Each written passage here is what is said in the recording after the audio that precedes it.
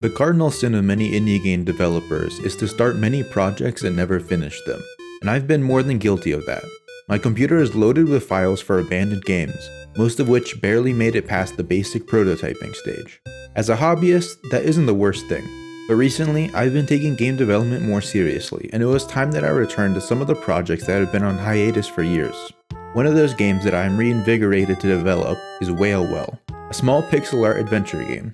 I started this game 2 years ago, and abandoned it simply because I was too busy with college and my graphic design work to finish. What better way of returning to a project than to do a devlog going through the state of the game as I left it 2 years ago. My game dev journey began on Pico 8. For those who don't know, Pico 8 is a fantasy console, a game console that exists digitally. Pico 8 is a game engine with extensive limitations that simulate working on a retro console.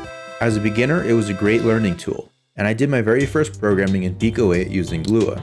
The game I made, mostly on my first day of learning to code, was Dog Sitting Simulator, a game I actually made on a laptop while dog sitting for a family member. In that game, you watch a dog walk around the screen, call his name, and feed him. The dog gets bigger when you feed him and shrinks when he poops. I remember coming up with the idea because I was excited just to learn how to draw shapes to the screen and made a pixel dog with circles and rectangles. Doing this, I discovered that I could scale the dog up and down with a variable, and that is what brought the game together. The game checks the screen color in all corners of the screen to check if they are the same color as the dog, which indicates that the dog is massive.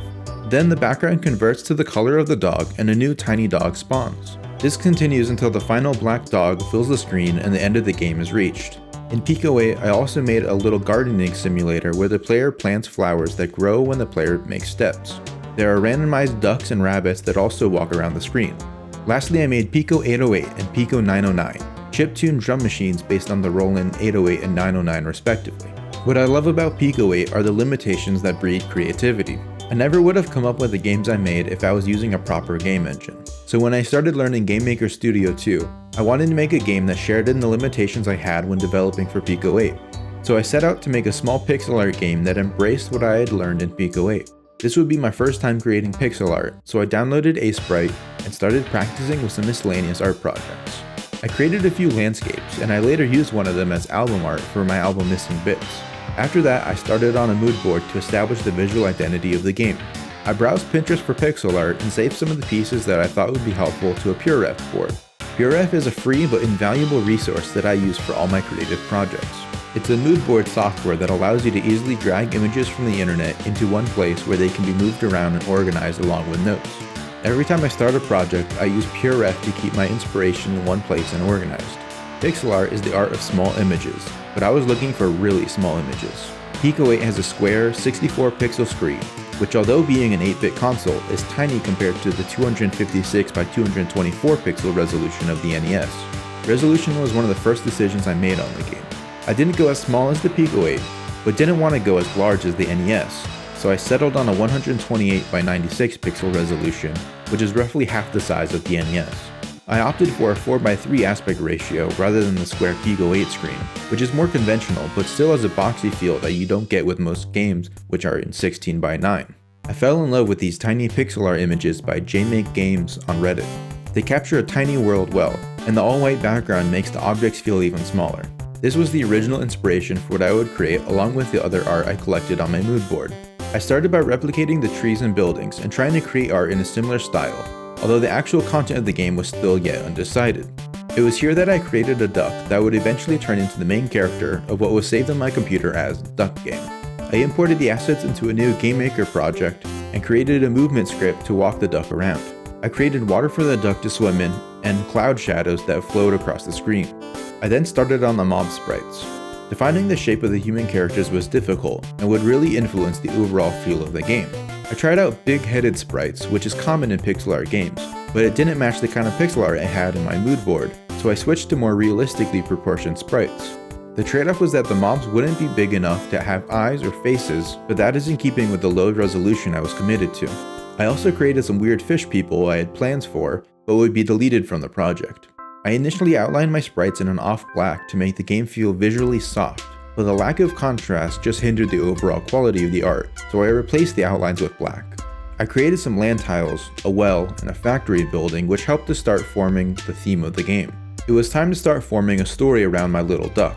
What I came up with was that the duck was journeying inside the stomach of a whale, in which a whole civilization thrived off the harvesting of whale oil. I chose this as a way of having fun with how scale works in pixel art games. In many RPGs in particular, the overworld features entire towns the size of the player until they enter and become much larger. This also ties nicely with the small scale art I was making. In the beginning of the game, the player meets the whale, who is in pain because of the oil harvesting happening inside him. All of the things the whale had eaten are now living inside of him. The duck volunteers with a quack to enter the whale and solve the problem. Along the way, the duck explores the whaling city, meets pirates, and even has an opportunity to enter a giant squid with another small stomach to explore. The player must put an end to the whale harvesting and convert the city into a symbiotic relationship with the whale. As an adventure game, this is accomplished by finding items for the mob characters and exchanging them up for more items to progress the story. The game structure is inspired by a free game on itch.io called Red Trees. In that game, you trade up items while uncovering a mystery in the forest. The game feels like an RPG without battles, which is a great formula for a casual and cozy game. Now that I had a story in the works, I could create more art assets for the game.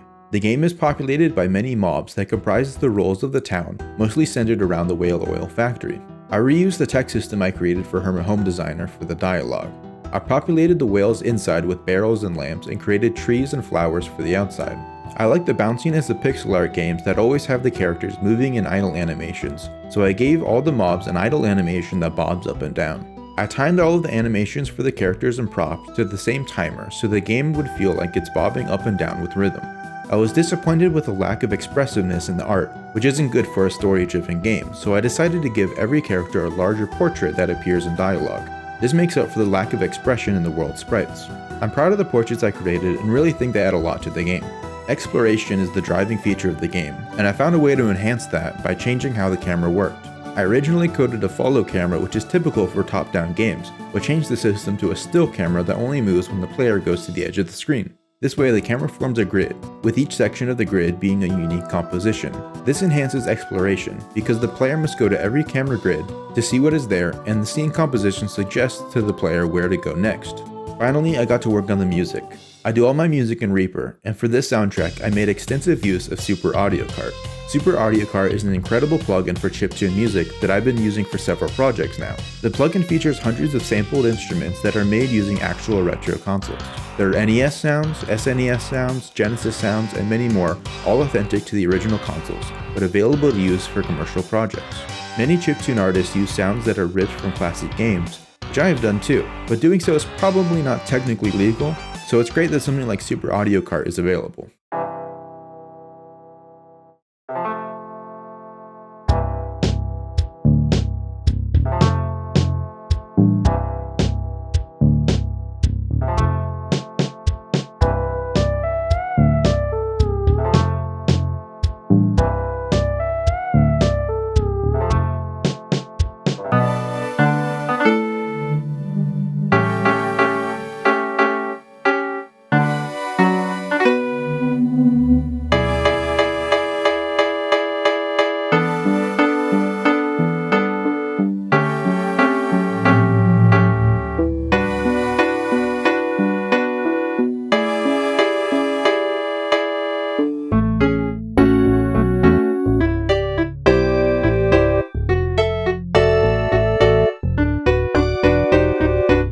If this project interests you, make sure to subscribe for more updates on the game and my other projects, including the dating simulator game I'm making titled Love MO1. Like the video if you enjoyed it and leave a comment on what I should work on next.